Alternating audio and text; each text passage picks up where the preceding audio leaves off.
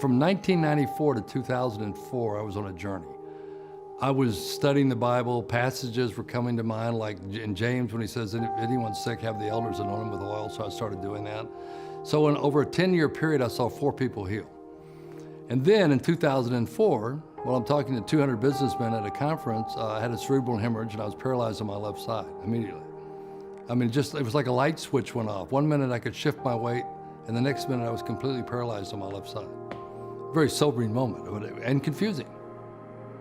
So while I'm in the hospital, God told me very definitively through the Word, through His Word, that He was gonna heal me in 21 days.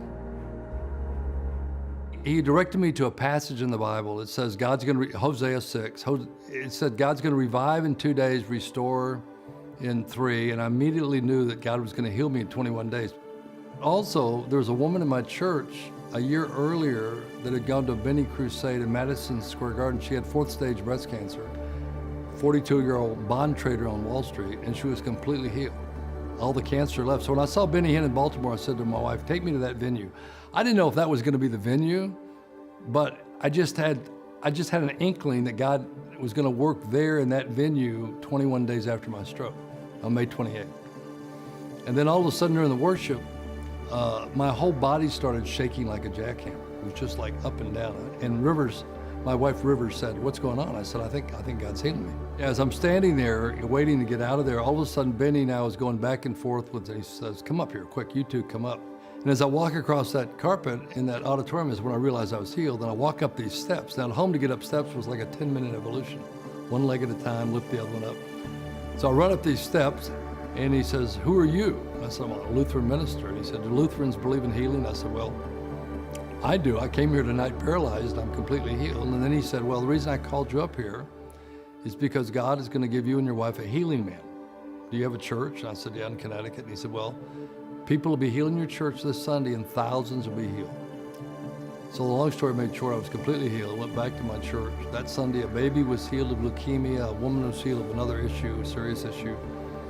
And when I saw that happen, I realized that whatever this was, it was going to come true. So for the last almost 15 years, we've been all over the world doing this healing ministry.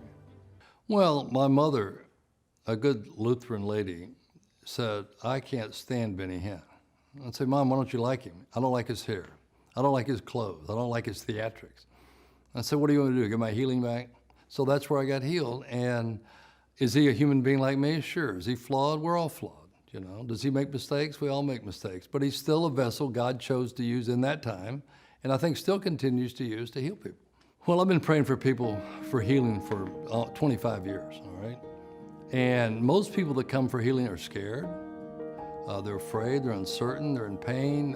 They've been given a horrible diagnosis and prognosis.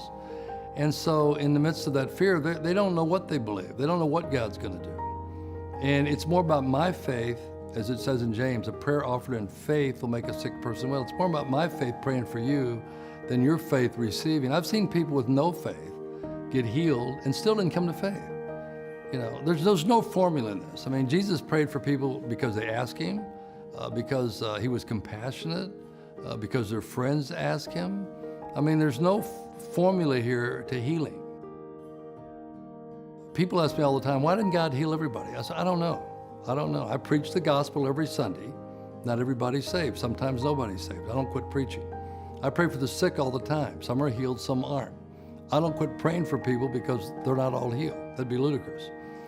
What I've learned about God, though, in the midst of all this, whether it's preaching or teaching or healing, is that he's good and that I can trust him and he knows what he's doing. So if you're healed and somebody else isn't, that's God's choice. I'm just praying. All my job is to pray. God's wisdom is always right. His judgment's always right. His goodness is always right. And we have to trust him.